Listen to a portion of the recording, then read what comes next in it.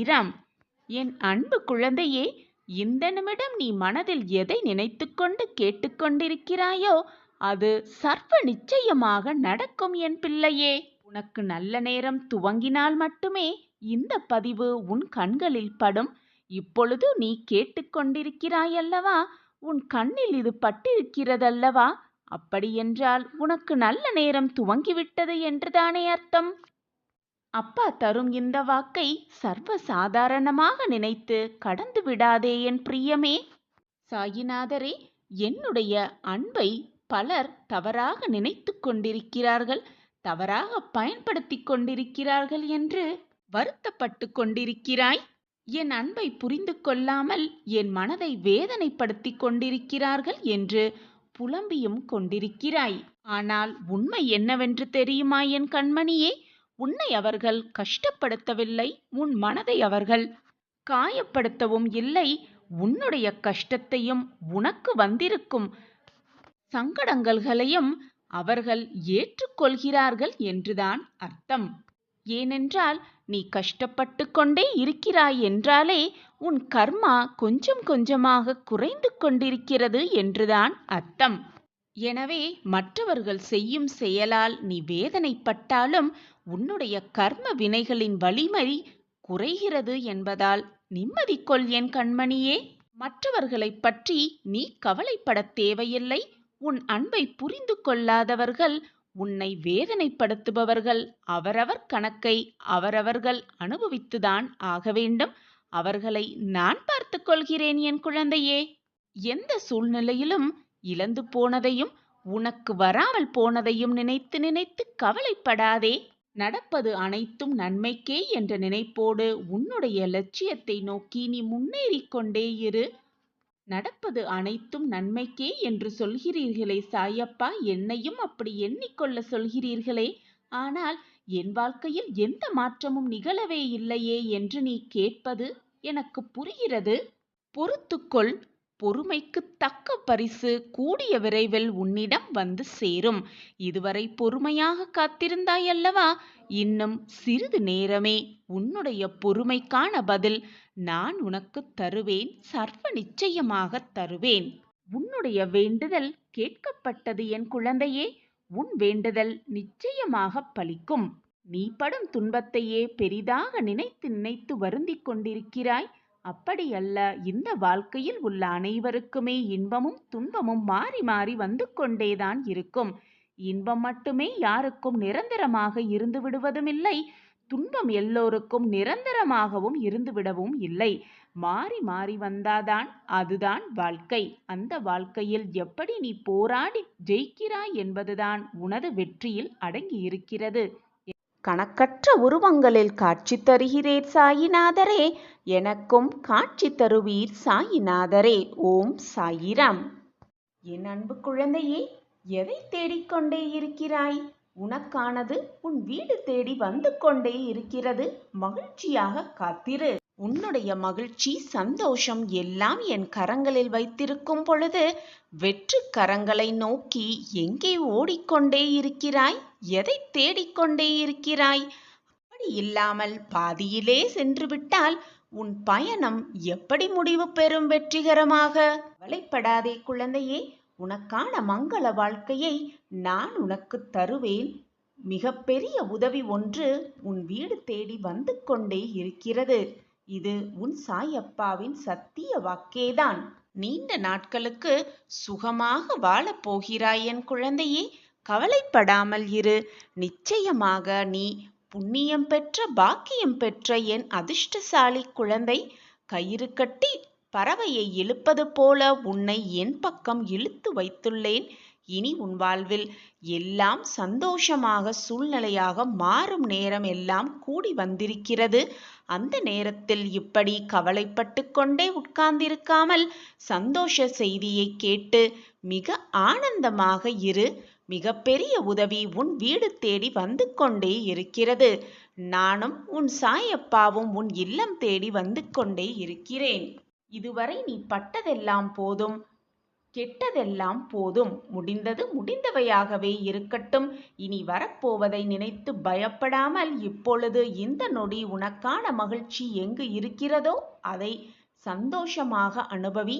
உனக்கு என்று எழுதப்பட்டது நிச்சயமாக உன் கைகளில் கொண்டு வந்து சேர்க்கும் வேளையை நான் பார்க்கும் பொழுது நீ எதை தேடி அலைந்து கொண்டே இருக்கிறாய்? நீ இதுநாள் வரை பட்ட கஷ்டமெல்லாம் காற்றில் கலந்த தூசு போல மாயமாய் மறையப் போகிறது.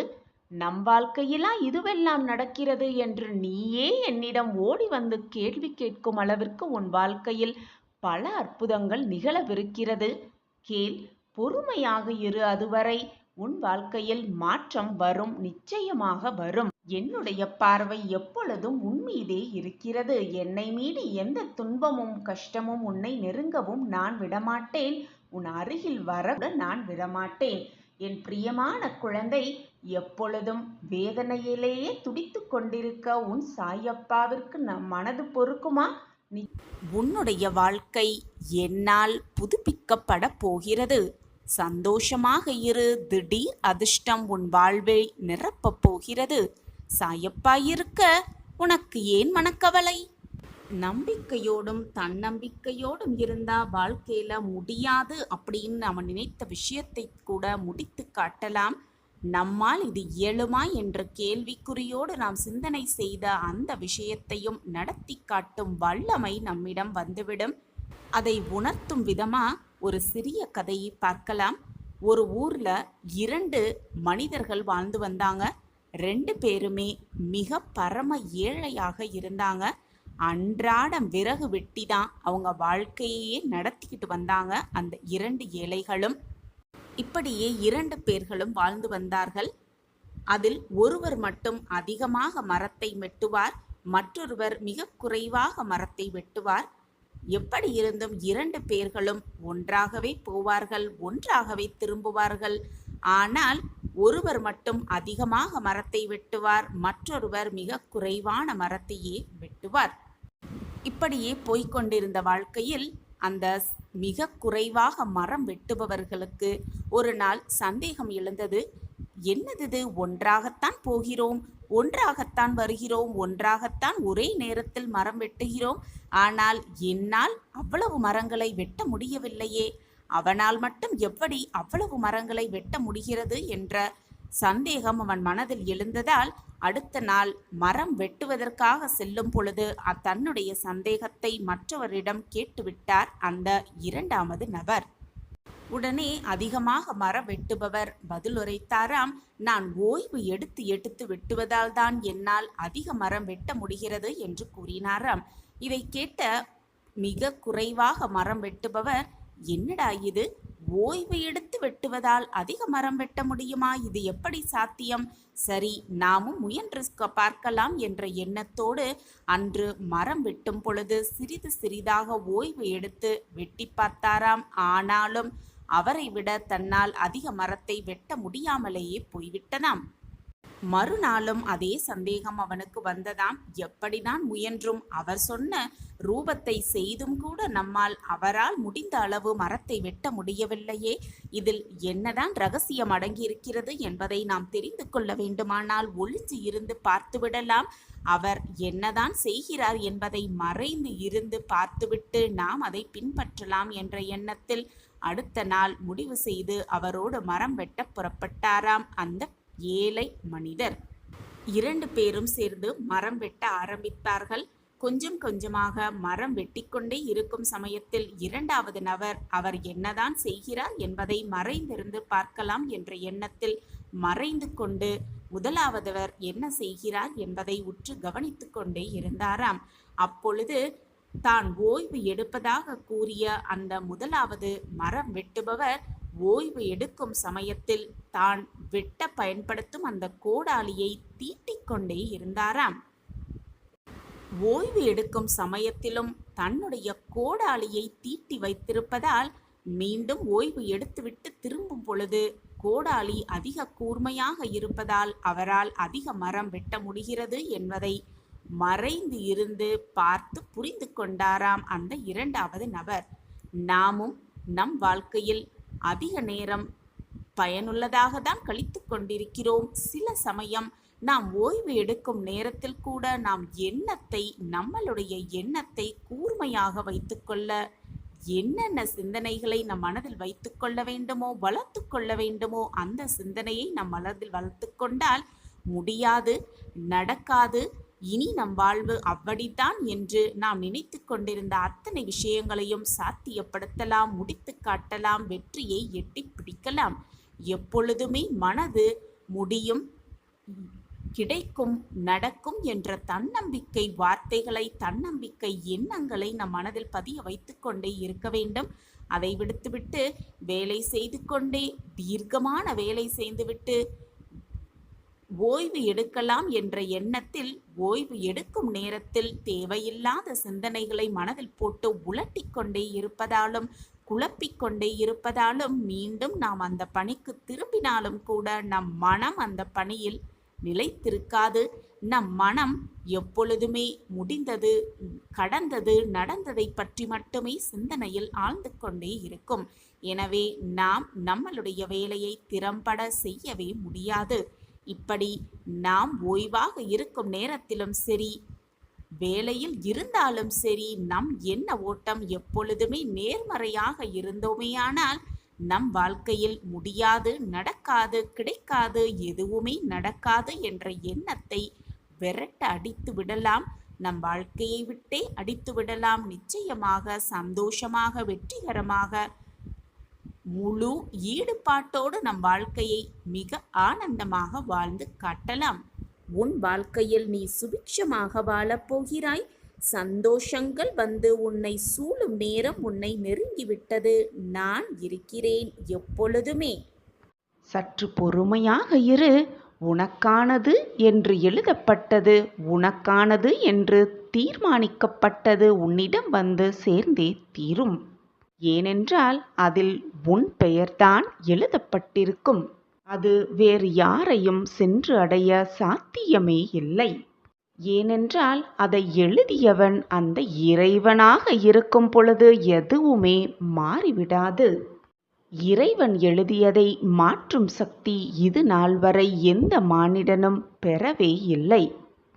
சோதனைகளை கொடுத்த இறைவனுக்கு அதற்கான தீர்வையும் அதற்கேற்றான வெற்றியையும் கொடுப்பதற்கு ஒரு நொடி போதாதா? எனவே எப்பொழுதும் தெளிவான மனநிலையோடு இரு. கஷ்டங்கள் வருகிறது என்றால் இன்பங்கள் சூழப்போகிறது என்பதை மனதில் ஆழமாக பதிய வைத்துக்கொண்டு திடமாக இரு. உன்னுடைய முயற்சியை கைவிட்டு விடாமல் இரு. எந்த நேரத்திலும் கவனமாக இரு. எப்பொழுது வேண்டுமானாலும், எந்த நொடி வேண்டுமானாலும் உனக்கான வெற்றியை, உனக்கான சந்தோஷத்தை உன் கண்முன் நான் காண்பிப்பேன். நம் வாழ்க்கையில் வேகமாக முன்னேற்றம் இல்லவே இல்லையே என்று வருத்தமே படாதே. பின்னோக்கி செல்லாமல் முன்னேறிக்கொண்டே இருக்கிறோமே என்பதை சந்தோஷமாக ஏற்றுக்கொள். வேகமாக முன்னேறும் காலம் மிக அருகில் வந்து கொண்டே இருக்கிறது. இது உனக்கான நாள்தான். இந்த நாளிலிருந்து உன் வெற்றிகள் ஆரம்பமாகும். எப்பொழுதுமே மனதில் உயர்ந்த நல்ல எண்ணங்களை வளர்த்துக்கொள். உன் எண்ணம் போல் உன் வாழ்வும் சந்தோஷமாகவே அமையும். என்னை முழுவதுமாக நம்பிவிட்டாயல்லவா? அப்படியென்றால் உன் வாழ்வில் நல்லது நடக்கப் போகிறது. நல்லது மட்டுமே சூழப்போகிறது. நல்லது மட்டுமே உன் வாழ்வில் நிரந்தரமாக இருக்கப் போகிறது என்பதுதான் நிச்சயமான உண்மை. நான் உன்னுடன் இருக்கும் பொழுது தேவையில்லாமல் பயமோ குழப்பமோ உனக்கு வேண்டவே வேண்டாம். நீ விரும்பிய வாழ்க்கையை வாழத்தான் போகிறாய். உன்னோடு நான் இருப்பதை உணர்ந்து கொள்ளும் நேரமும் உனக்கு கூடிய விரைவில் வந்துவிடும். நான் இருக்கும் வரை நீ எதற்குமே கலங்க வேண்டிய அவசியமே இல்லை. ஏனென்றால் நான் தான் உன்னோடு இருந்து கொண்டே இருக்கிறேனே. நான் உன்னுள்ளேயே இருந்து கொண்டிருக்கும் பொழுது உன் மனதில் தான் ஏன் இத்தனை பயமும் போராட்டமும்? வாழ்க்கையில் கஷ்டங்கள் வலிமையானதுதான். ஆனால் அதைவிட மிக மிக வலிமையானது நீ வாழும் வாழ்க்கை என்பதை தீர்க்கமாக நம்பு. ஆசையில்லாத முயற்சியால் பயனே இல்லை.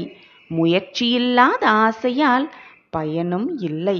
எனவே முயன்று கொண்டே இரு, ஓடிக்கொண்டே இரு, போராடிக்கொண்டே இரு. உனக்கான வெற்றி உன்னை வந்து சேரும். எந்த ஒரு சூழ்நிலையாக இருந்தாலும் பொறுமையாக இரு, பொறுமையாக இரு என்று நான் மீண்டும் மீண்டும் உனக்கு வலியுறுத்திக் கொண்டே இருக்கிறேனே. எதற்காக தெரியுமா பிள்ளையே? எதற்குமே பயப்படாதே. அது மண்ணில் விழுந்த விதையின் குணம். அந்த குணம்தான் உன்னில் இருக்கிறது. அதனால்தான் எந்த சூழ்நிலையிலும் நீ பொறுமையை கடைப்பிடித்து கொண்டே இருக்கிறாய். அதற்காக நீ கவலைப்பட வேண்டிய அவசியமே இல்லை. பொறுமை, விட்டு கொடுத்தல் இரண்டும் மிக மிக முக்கியம் மனித வாழ்க்கையில். ஆனால் இவை இரண்டும் எல்லைகள் உண்டு. ஆனால் அன்புக்கு மட்டுமே என்றுமே எப்பொழுதுமே எல்லையே இல்லை. எனவே மற்றவர்கள் மீது அன்பு செலுத்து. உனக்கான மகிழ்ச்சி, அன்பு எல்லாமே உன்னை தேடி வரும் சர்வ நிச்சயமாக. உன்னுடைய தேவைகளையும் எதிர்பார்ப்புகளையும் எவ்வளவுக்கு எவ்வளவு நீ குறைத்துக் கொள்கிறாயோ அவ்வளவுக்கு அவ்வளவு மன நிம்மதி உனக்கு கிடைக்கும். என் அன்பு குழந்தையே, உன் வேண்டுதலுக்கு உன் அப்பா செவிசாய்த்து விட்டேன். உன் கடினமான காத்திருப்புக்கு நீ விரும்பிய பரிசு இதோ மகிழ்ச்சியாக பெற்றுக்கொள் என் கைகளிலிருந்து. குழந்தையே, நீ சக மனிதர்களிடம் எப்பொழுதுமே அன்பாக பழகு. அவர்களுக்கு கஷ்டம் வரும்பொழுது ஆறுதல் அளிக்கக்கூடிய விதத்தில் பழகு. காலத்தோடு ஒன்றி பழகு. உன்னால் யாருக்கும் சிரமம் ஏற்படாதவாறு பழகு. அதேபோல் உன்னுடைய வார்த்தையில் எப்பொழுதுமே அமைதி இருக்க வேண்டும். குழந்தையே, அனைத்துமே நானாக நீ எண்ணிக்கொண்டிருக்கையில் சதா சர்வகாலமும் சாயி சாயி சாயி என்று நீ சொல்லிக்கொண்டே இருக்கும் பொழுது உன்னை விட்டு போக எனக்கு எப்படி மனம் வரும் குழந்தையே? நீ உன்னுடைய பிரார்த்தனையை என்னிடம் வைக்கும் பொழுது உன்னுடைய வேண்டுதல்களை நிறைவேற்றாமல் இருக்க எனக்கு எப்படி மனம் வரும்? என் பிரியமான குழந்தையை என்னிடம் அன்பாக கேட்கும் பொழுது அதை முகம் மலரும் அளவிற்கு செய்து கொடுப்பதுதானே ஒரு தந்தையின் கடமை. உன்னுடைய வேண்டுதல் எனக்கு செவி சாய்த்து விட்டது, எனக்கு கேட்டு விட்டது. அந்த வேண்டுதலை நிறைவேற்றவே உன் சாயப்பா ஆசையோடு காத்து கொண்டிருக்கிறேன். வா குழந்தையே, வந்து வேண்டிய வரத்தை என் கைகளிலிருந்து மகிழ்ச்சியாக பெற்றுக்கொள். இனி உன் வாழ்க்கையில் எல்லாம் சுகமாக மாறப்போகிறது. நீ கேட்டது எல்லாம் உனக்கு கிடைக்கப் போகிறது. எப்பொழுதுமே நேர்மறையாக நம் வாழ்க்கையில் நாம் ஆசைப்படுவது நிறைவேறியே தீரும் என்று நம்பு. எப்பொழுதுமே நேர்மறையாக நமக்கு நாம் விருப்பப்படுவது எல்லாமே நமக்கு சாதகமாக முடியும் என்று நம்பு. அந்த நம்பிக்கை மனதில் குறையோடு இல்லாமல் முழு நம்பிக்கையாக இருக்கும் பட்சத்தில் நீ எடுத்து வைக்கும் ஒவ்வொரு அடியும் உனக்கான வெற்றியாகத்தான் இருக்குமே தவிர தோல்வி உன்னை வந்து தழுவவே தழுவாது. ஆனால் வைக்கின்ற நம்பிக்கை 100% அல்ல, 1000% உன் மீதும் உன் வாழ்க்கை மீதும் அப்பா மீதும் முழுமையாக இருக்க வேண்டுமே தவிர குறைவாகவோ குழப்பத்தோடோ இருக்கவே கூடாது. அப்படி இருந்து பார், உன் வாழ்வில் எல்லாமே உனக்கு சுகமாகவே அமையும். எனவே என் குழந்தையே, தவறை அவநம்பிக்கையோடு நம்புகிறேன் என்று குழப்பமான மனநிலையோடு அந்த தவறை மீண்டும் செய்யாதே. போதும், அனைத்தையும் நிறுத்திவிடு. என் அன்பு குழந்தையே, வாழ்வில் வெற்றியடைய நினைத்ததை அடைய, நினைத்ததை உனக்கு சாதகமாக முடிக்க நம்பிக்கையும் பொறுமையும் விடாமுயற்சியும் அதிகமாகவே தேவை. மற்றவர்கள் பயணிக்கிறார்களே என்று அதே வழியில் நீ பயணித்துக் கொண்டிருப்பதாலும், மற்றவர்கள் இந்த வேலையை செய்கிறார்களே அவர்களைப் போல் நாமும் இந்த வேலையை செய்தால் நம் வாழ்விலும் வெற்றி வந்து குமியும் என்று மற்றவர்கள் செய்வதை அப்படியே நீயும் புரிந்து கொண்டு அதன்படியே செய்வதால் எந்த பலனுமே அல்ல. உனக்கான தனி வழி, உனக்கான புது தொழில், உனக்கான புதிய சிந்தனை என்று இருந்த பார், உன் மனதும் அல்ல உன்னுடைய வாழ்வும் உனக்கு பிரகாசமாகவே இருக்கும். சாயிநாதரே, நானும் நீங்கள் கூறியபடி புது வழியில் என்னுடைய புதிய சிந்தனையில்தான் பயணித்துக் கொண்டிருக்கிறேன். நம்பிக்கையோடு, உழைப்போடு, விடாமுயற்சியோடு நான் என்னுடைய செயலை செய்து கொண்டுதான் இருக்கிறேன். ஆனாலும் வெற்றி என்ற மகுடம் என் தலையில் வந்து சூடாமல் இருப்பதற்கு என்னதான் காரணமாக இருக்கும் என்று நீ உன் மனதில் எழுவது, நீ உன் மனதில் நினைப்பது எனக்கு புரியாமல் இல்லை குழந்தையே. உன்னுடைய உழைப்பும் உன்னுடைய நம்பிக்கையும் உன்னுடைய விடாமுயற்சியும் உண்மைதான். எனக்கு அது நன்றாகவே தெரியும். உன் எண்ணமும் எனக்கு புரியும், உன்னுடைய செயலும் எனக்கு புரியாமல் இல்லை. ஆனால் வெற்றி என்ற மகுடம் உன் தலையில் வந்து சூழ சில முட்கள், சில கஷ்டங்கள், சில போராட்டங்களை நீ அனுபவித்துதானே ஆக வேண்டும். காயப்பட வேண்டும், முட்களால் காயப்பட வேண்டும் என்று நான் சொல்லுவது, வாழ்க்கை என்னும் மிகப்பெரிய அடுத்த பக்கத்திலிருந்து நீ பல சந்தர்ப்பங்களையும் பல சூழ்நிலைகளையும் புரிந்து கொள்ள வேண்டும் என்பதை தான் நான் உனக்கு வலியுறுத்தி கொண்டே இருக்கிறேன். உன்னுடைய வெற்றிக்கு நடுவில்தான், உன்னுடைய வெற்றியின் முடிவில் இத்தனை சறுக்கல்கள் உனக்கு சிறிய சிறிய இடையூறுகளாகவே இருக்கிறதே தவிர இறுதியில் உனக்கான வெற்றி உன்னை வந்து சேரும். உன்னுடைய மன வலிமையை சோதிப்பதற்காகத்தான் அந்த சறுக்கல்கள் நடக்கப்பெறுகிறது என்பதுதான் உண்மையிலும் உண்மை.